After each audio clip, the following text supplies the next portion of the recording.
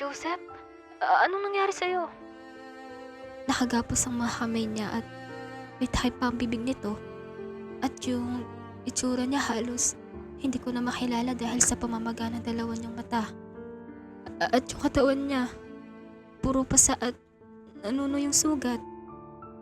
Kitang sa itsura niya na sobrang hirap na pinagdaanan niya. At hirap din siya sa pagsasalita. Kumuha ako ng tubig, pero sinuka niya lang to. Shit, tatawag ako ng pulis. Joseph, saglit lang nandiyan na ata si Vlad.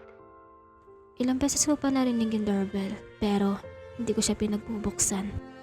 Pero nilakasan ko ang loob ko. Kinausap ko siya na parang walang nangyari. Na parang hindi natatakot. Oh, bakit ka nakatingin? Oh, wala. May pasok ka ba bukas? Wala. So, makapag-banding pala tayo. Banding? Oo, ayos ka lang? Oo, syempre. Ayos lang naman. Mukhang hindi eh. Namumutla ka. Halika nga dito. Balak na sana ipuin yung loo ko kung nilalagnat ako pero umiwas ako. Why? May problema ba? Wala, no? Kamusta pala paglalakad mo? Aks lang. Bakit ka ba ganyan magsalita? May problema ba? Wala nga. Baliw to. Sige. Pahinga lang muna ako. Medyo napagod ka kalakad. Sige. Nakahinga ako ng maluwag noong umalis si Vlad sa harap ko. Feel ko kasi hindi si Vlad ang kaharap ko, kundi demonyo. Nagpaikot-ikot ako sa paglalakad at nag-iisip kung tatawag ba ako ng pulis, pero mas nakibabaw ang takot ko. Kaya mas minabuti ko na lang manahimik. Mahimbing na natutulog si Vlad, kaya pinuntahan ko naman si Joseph sa kusina na nag-aagaw buhay na. Kailangan ko kasi dalhin siya sa ospital. Pero paano? Napakalayo kasi ng lugar na to sa ospital at sobrang dilim sa labas. At baka makita kami ni Vlad pag ginawa ko yun. Joseph, kumain ka na muna. At habang pinapakain siya niluluwa niya ng lahat ng mga kinakain niya. Wala akong magawa at naiyak na lang ako. Sorry, Joseph.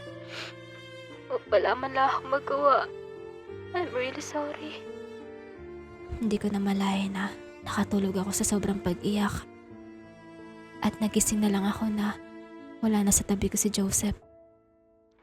Joseph? Joseph? Asan ka? Paglabas ko ng pinto, nakita ko si Vlad na masama na nakatingin sa akin. Vlad?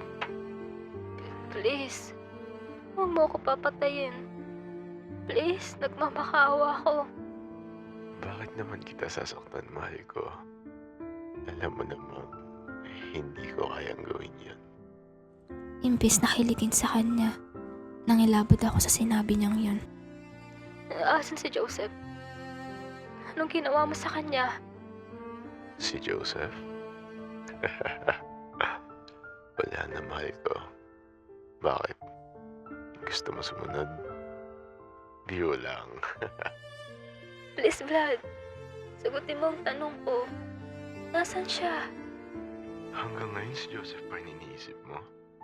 Bakit mo ba ginagawa to? Lahat ng to ginawa ko para sa'yo, Yuki. Hindi ka ba natutuwa? Tulad ng sabi mo, wala nang mangungulit sa'yo. Tinapad ko lang naman ang kahilingan mo, mahal ko. Alam mo nga ayaw ko may lumalapit sa'yo, di ba? Dapat lang sa kanya yan dahil gusto kanyang agawin sa akin. Napakakitin ng utak mo. Nilayuan ko na yung tao, Vladimir. Ilang beses ko bang sasabihin sa'yo na ikaw lang mahal ko? Mahal mo ako? Siyempre. Mahal mo pala ako pero bakit hindi mo na gusto ng mga ginagawa ko para sa'yo, Yuki? Ang alin? Ang pumatay? Nasisiraan ka na ba? Sinong matutuwa sa ginagawa mo? Natahimik siya sa sinabi ko at bigla na lang nalungkot. hindi ka pala natuwa. Akala ko kasi matutuwa ka. Nakita ko na pumatak ang mga luha niya at umalis sa harap ko. Pero hindi ko na siya nagawang tuunan ng pansin.